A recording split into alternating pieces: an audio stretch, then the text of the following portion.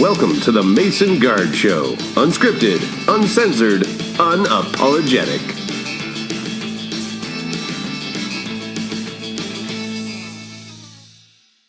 Hello once more. Welcome back to the Mason Gard Show. I'm Scott Mason. And I'm Edward Gard. And today you may have noticed our brand new opening theme song. We're really excited.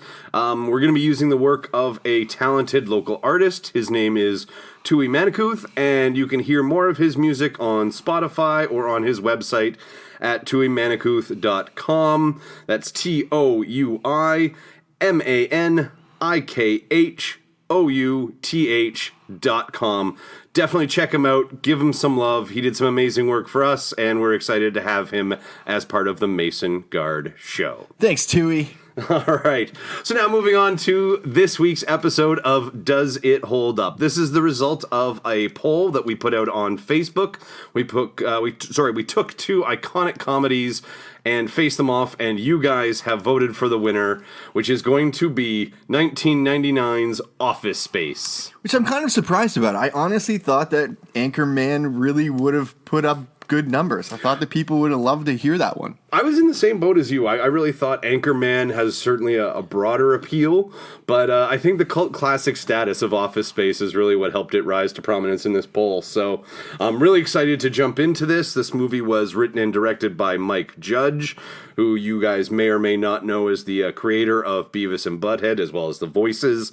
He also did King of the Hill and the criminally underrated movie Idiocracy. Which is really pretty much a few years earlier than where we are right now with the political state that we live in. If Trump starts trying to feed the crops Gatorade, we know exactly where we're headed. It's got electrolytes. If you haven't seen Idiocracy, I do highly recommend it. It will be scary how much it foretold the future.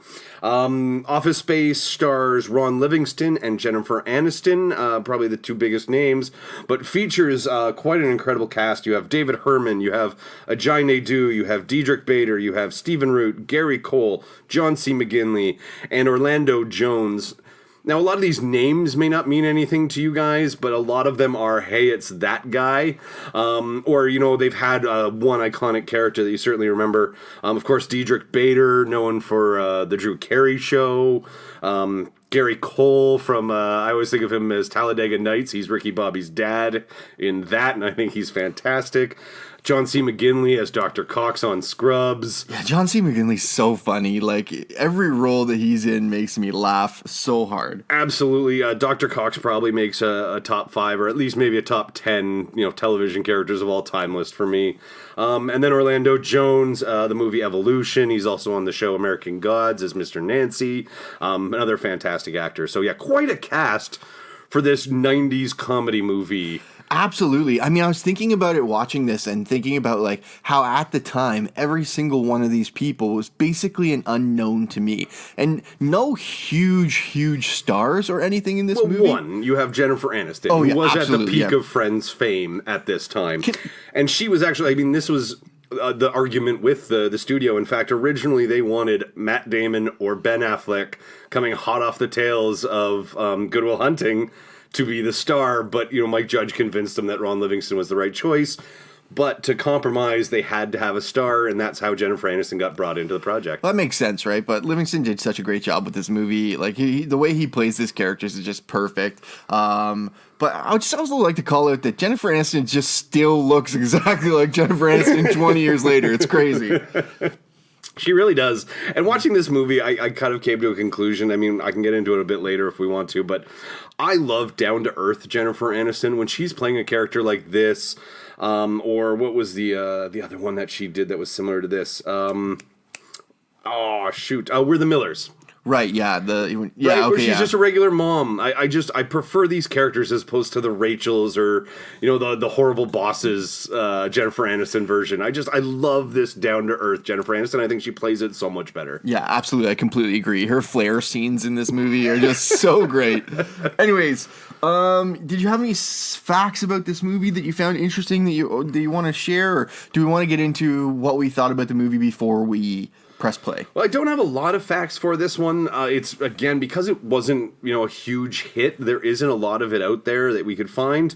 Made on a budget of $10 million, which, as I say, for the cast, if you look at it now, no way could you get away with, this cast demanding that low money, but they did. It only made $11 million back, which, of course, that $10 million is just the production budget. Advertising essentially meant it was a flop. But, of course, this has found a second life as a cult classic, and the DVD and VHS sales, yes, VHS sales, helped bring it back up to actually end up being a profitable movie in the end. Really interesting. I found out that this actually was based on a video short called Milton, which is basically short animated series that are basically all the interactions you see with Lumbergh and Milton. Now, the original one aired on MTV, which is the stapler scene, very much verbatim to what you see in the stapler Pretty scene. Close, actually. And then a couple other aired for Saturday Night Live. I was going to say, it was bought by Saturday Night Live, who ended up airing a few episodes as well, and then they approached Mike Judge about making a feature-length movie, and he's like, I don't know how you do that with this character. He was super against it, and I think that eventually a dump truck full of money changes someone's mind, right? And he's like, all right, if you guys really want to do this, I'm not going to say no. But I think he did the smart thing by taking the focus away, obviously, from Milton and putting it onto, of course, the Ron Livingston character. Yeah, absolutely. I think another really interesting thing I found about this movie was that Swingline staplers didn't actually make a red stapler until 3 years after this movie came out. It was a prop guy who made the decision to make it bright red. Yep. And then Swingline eventually was like, why not get on this bandwagon? They were being inundated with phone calls of people literally saying, I want to buy a red Swingline stapler, and they didn't make it because they thought, no one's going to want that, but this movie made it a real product. But it didn't change the fact that I went out and bought a red Swingline stapler that sits on my desk right now at work. It's just iconic, and it's one of those things. And I mean, most people probably don't even realize that it's sitting there, or that it's something movie-related, reference. right? Yeah, they just think it's a normal stapler. Well, this seems like a perfect transition into before hitting play. So, Ed, what's your history with Office Space? What did you think before you hit the play button? What did you expect? Obviously, this is one of my old favorites. There's so many iconic lines in this movie that I remember that are in jokes every single day with me.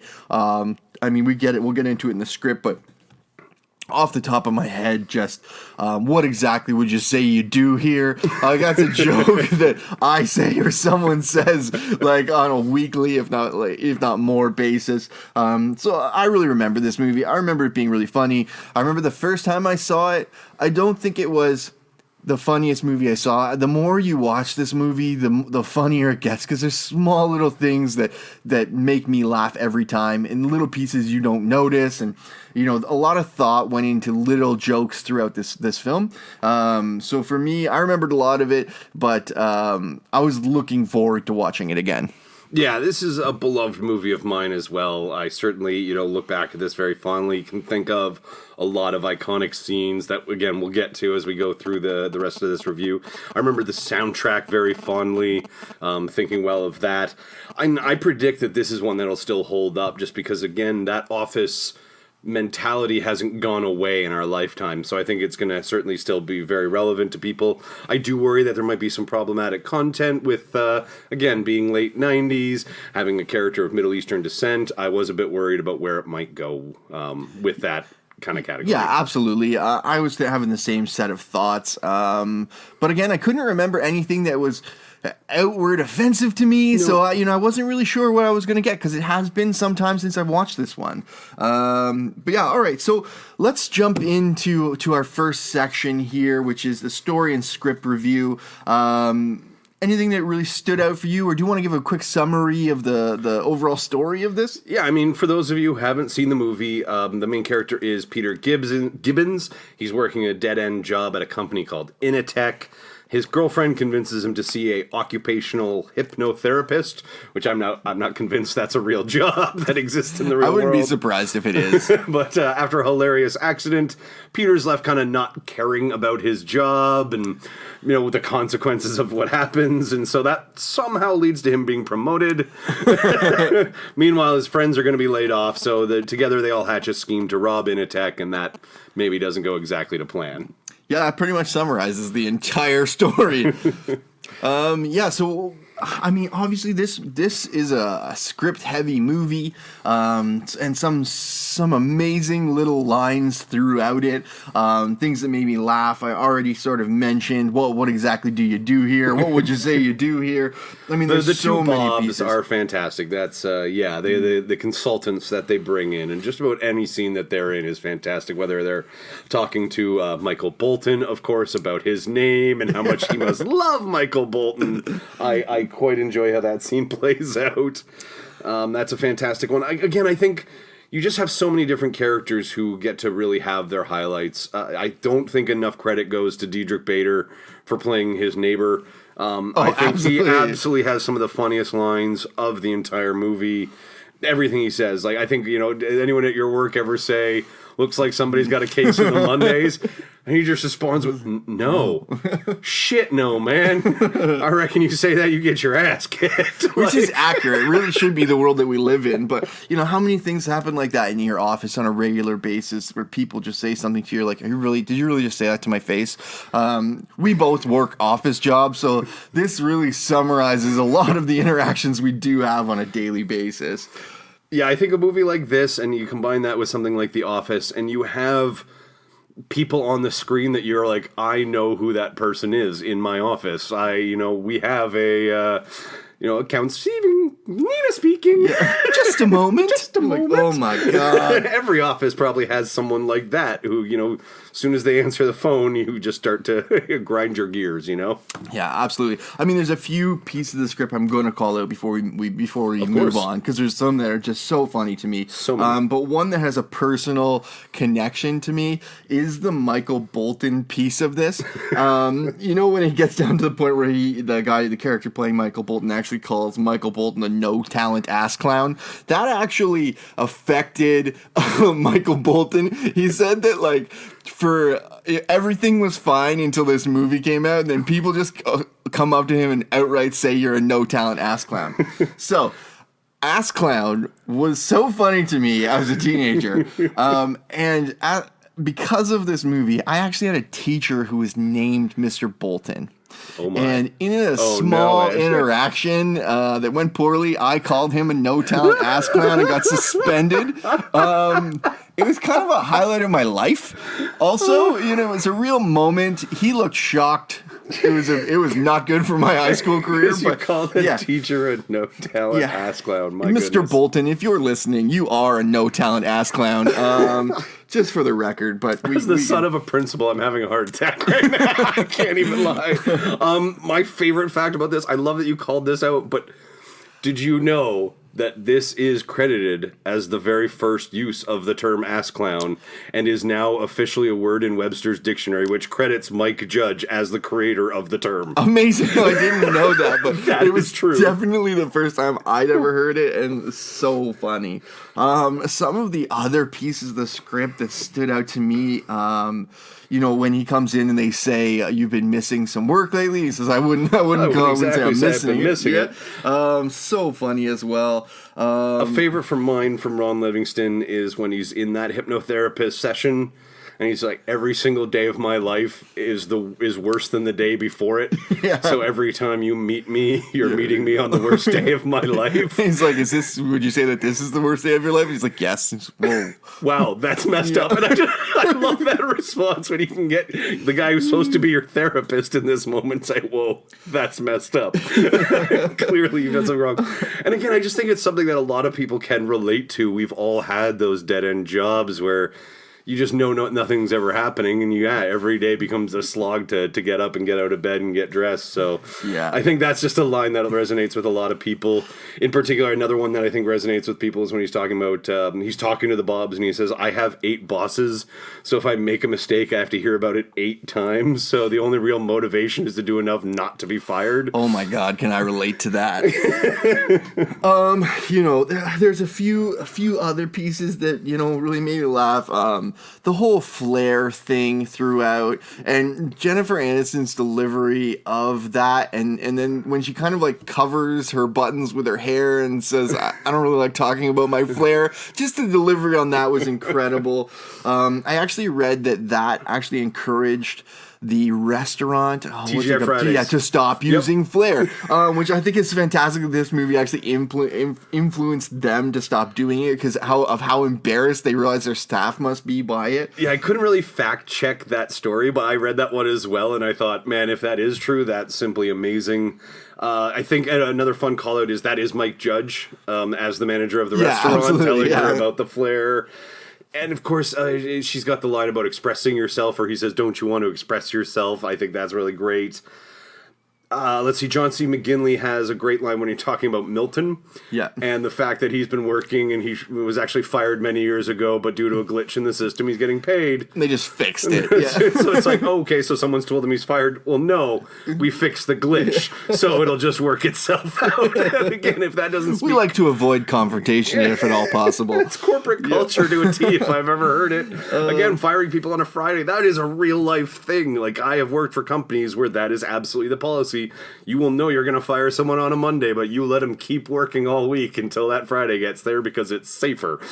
Yeah. My God, that's a scary thought. Yeah. Also the Lumbergh character. I also want to call out that actually John C. McGinley actually wanted to play the Lumbergh character. Yes, he auditioned for that. Yeah. Which I thought was really interesting because him as that character probably could have worked as well. It would have been very different. But the Lumberghs, I'm just going to go ahead and, that script, that piece of line, actually it irks me for some reason because I've had bosses like that who are just like that. And it's just, it just portrays that office experience so well. Yeah, we have a mutual friend who loves the phrase, what's happening?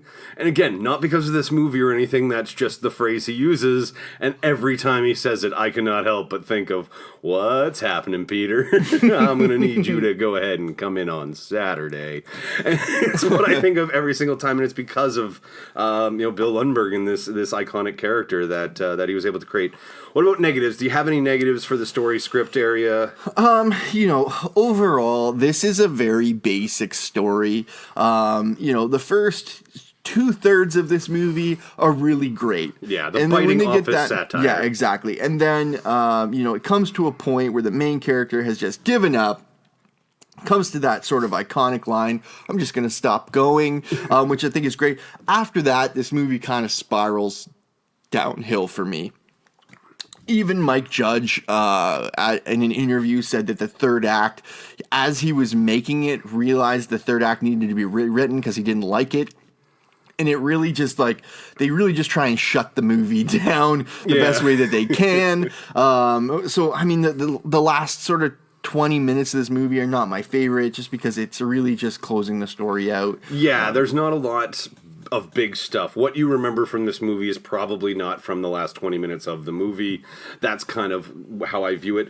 It's not bad by any stretch of the imagination. It's just average. It's cliche. What makes this movie so iconic and such a cult classic is that first bit.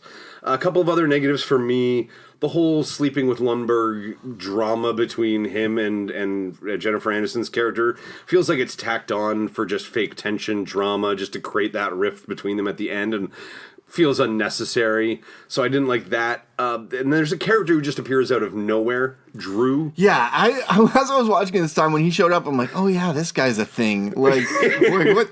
And he really just kind of comes in for a bit of exposition about the accident for Tom, and then to set up the whole Lundberg sleeping with Lundberg drama. And it's like, I really could do without Drew entirely in this movie. Yeah, so that was a weak just spot. Really unusual. Like the barbecue thing in its entirety was just a weird piece of the story. I like it just because I like the guy who plays Tom so much, and his excitement over his jump to conclusions, Matt, will always get me every single time. Especially when you see the jump to conclusions, Matt, and go, "This really is the worst idea ever." So I like that part. But I mean, it was funny, like how he, like, you know, his little speech about, like, you know, I know it's getting you down, but look at me, and he's like in a halo and all messed up. Things could get better. Things are really looking up. Yeah, no, that's pretty good. He made $1 million. All right, so where do you land on story and script? What kind of a score do you give this? This is a hard one for me, because I'd love to give this movie like a really great score, and then I really think about, is there much story here? And really there's not, but at the same time there's so many amazing script pieces that I'm landing on a 4. All right, I can understand that. I'm actually a 3.5. I fall just a bit short of that with, as I say, again, very cliche, but those iconic lines certainly do carry you through. But with the weakness through the back end, as I say, there's not a lot that you remember through that last 20 minutes of the movie. So I think that kind of brought down the score for me in the long run. Yeah, I can completely understand that, and and that makes sense. The last one I just want to throw out there is the Nazis had pieces of Flair, and they made the Jews wear them. Okay, and we can move on to the aesthetic of this movie. I was saving that one for a progressiveness section, but we'll get into that one in a little bit. Maybe open the can of worms. All right, so yeah, let's jump into aesthetic. So Mike Judge had never directed a live action film before this. He'd just done kind of Beavis and Butthead and King of the Hill stuff. So he ended up just basically handing the camera to the DOP, the director of photography, whose name, I'm probably going to mess this up, was Tim Scherstedt. Sure. That's the best guess I can take at that. Guy did a pretty decent job. There's not a lot that jumps out and sticks in your mind. I mean, the printer scene probably is the one that most people remember. But there's nothing bad as well. Like, there's no shots where I'm like, oof.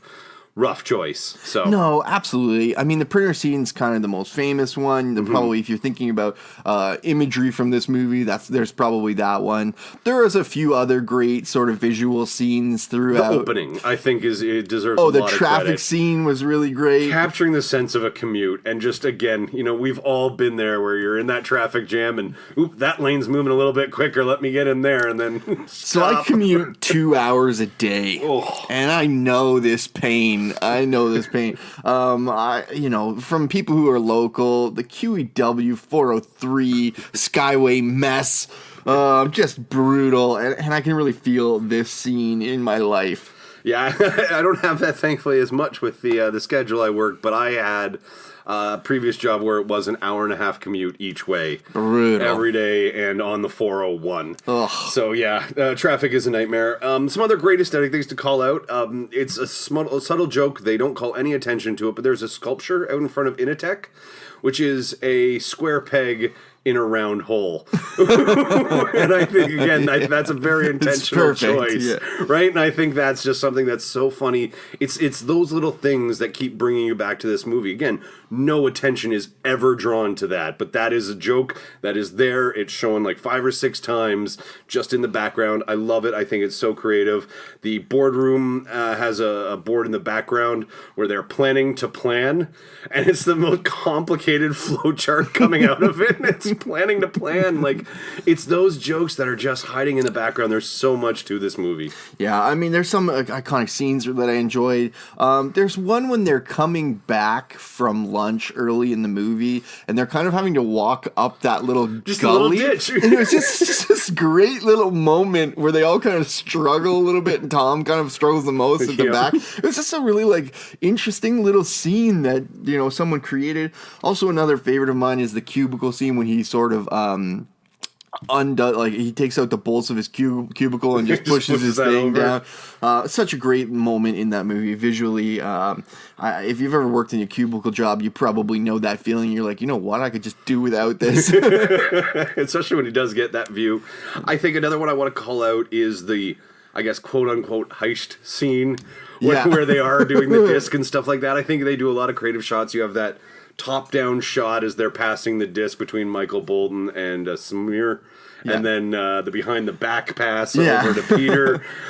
Just some really creative little things that I think, again, really add to the overall aesthetic of this movie. Absolutely. One other one, it's such a small little piece.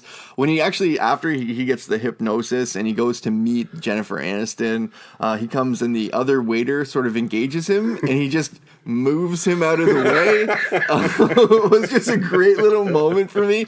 And another one where he just walks around Lumberg when he's leaving. Lumberg is so great. Such great little sort of visual jokes that I really enjoyed in this movie. And obviously we called out the printer smashing scene, the PC load letter scene, all of the printer experience was just amazing. Yeah, another one I like, again, I know I don't like this as a story point, but the Lundberg nightmare, where he's having the dream and it's just Lundberg drinking his coffee, going to town on someone. There's just something about that scene as he has that coffee cup and is talking about having him come in on the weekend. That just makes me laugh. So, aesthetic, where did you land on the aesthetic of this movie? I mean, it's hard. Like, there's some great scenes in this movie, but again, there's nothing that's going to blow you away. It's a relatively low-budget movie. There's no action, really. So, I mean, really, although there are some great scenes, I did fall on a 3 for this movie. Yeah, that's where I land. Again, it's middle of the road, a couple of good shots, nothing really bad. It's the visual jokes that I think elevated over, what could be a much lower score for just being a fairly average shot movie. So, moving on, then our next category is soundtrack. Now, this is a really interesting soundtrack for this movie. It really is. I mean, if you look you've at the got list. sort of, it's all hip hop music that they decide to use. You've got mostly hip hop music. I mean, you've got Cannabis, Ice Cube, Ghetto Boys. Like, this is some rap music. It seems sort of out of place for the film. Even some of the executives weren't sure how they felt about it, but Judge was insistent that this was the direction he wanted to go. They had to actually play it before for test audiences for him to convince them, like, this is the right direction to go. And yeah, there was just one kid who just said he loved that printer scene because of the music, and they decided to let him go with it.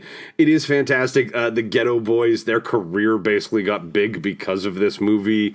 They have, a couple of the great ones in there. I'm trying to remember what the name of the songs were. I did actually look this up. Still by the Ghetto Boys is the printer scene, which is that die motherfucker, die. Like, it's just it's so great. It fits the mood of the movie that it's trying to do. And at the same time, the movie ends with a Louis Armstrong song right near the end. Yeah, what is going on with the soundtrack? Yeah, it was weird. I mean, interesting choices, creative but unusual. Like, even when I was watching this today, I thought Office Space, it seemed like a lighthearted movie. I had my 2-year-old sitting on my lap, and then all of a sudden that song comes on. I'm like, oh god, I forgot this was a thing. I can't believe you brought your 2-year-old to Office Space. Yes. Oh, that's fantastic. Yeah, no, again, I think it is the right music for what it's going for. So you have to give this movie credit for that. Soundtrack score, where do you land? This was a tough one for me. I fell on a 3 because what they did was creative, memorable, interesting. I mean, it didn't really have a song other than that particular one that you just called out. That when I hear that song, not that I hear that song very often, no. but that would make me think of the printer scene. So it ticked that box for me. I fell on a 3. All right, I actually end with a 4 because I think there is another song that works well for me, which is "Damn It Feels Good to Be a Gangster." Oh, right, which is where he is first starting to have those moments. And again, I just think that's where you get a lot of your great visual humor in there. So in the end, I think it's just the right choices for the right scenes. This gives me a 4. All right. So moving into progressiveness, I'm really interested to hear what you have to say about this one. What did you pull out of this movie? Like, anything that really you found offensive or that wouldn't hold up to the standards of today? No, and in fact, I think this movie deserves credit. I think this is actually a very progressive movie in the casting of, a Middle Eastern character. And then any jokes about that are about how white people can't deal with him with respect. Right? No jokes are at his expense. it's about white people not being able to pronounce his last name. That's kind of the main focus of the jokes, right? How hard is it? Nianajad. Yeah. That was the best I could do. It was close. It was close. Right? And again, so I think a lot of credit actually has to go to this movie and its progressiveness. You could argue certainly, Jennifer Aniston, not a lot of agency to her character. We don't get too much of a satisfying conclusion. But again, she has her moment. She, gets to flip off her boss and quit, and her and Peter seem like a happy little couple. So again, I don't have a lot there. The Nazi line, again, just in today's political climate might feel a bit off. But other than that, again, it's not an offensive line. It's just one that now that we live in a world with real Nazis again... Yeah, where the hell did the Nazis come from again? What's that all about? Come on, America, get that shit together. The only other scene that I wrote down was the crackhead scene. It turns out he wasn't a crackhead. He was just trying to use that to sell. I thought that scene as well. That was one where I'm like, oh yeah, this whole bit where they do it, but. Again, he's not that guy. There isn't a stereotype joke to it. It's all a cover to sell magazines and it works. Again, I don't have a lot there. The Drew character, we already called him out. He's a misogynistic pig. But again, he's on screen for 1 minute. Like, I can do that out of place. And they roll their eyes at him. Like, again, he's not meant to be in any way a character looked up to or idolized for any reason.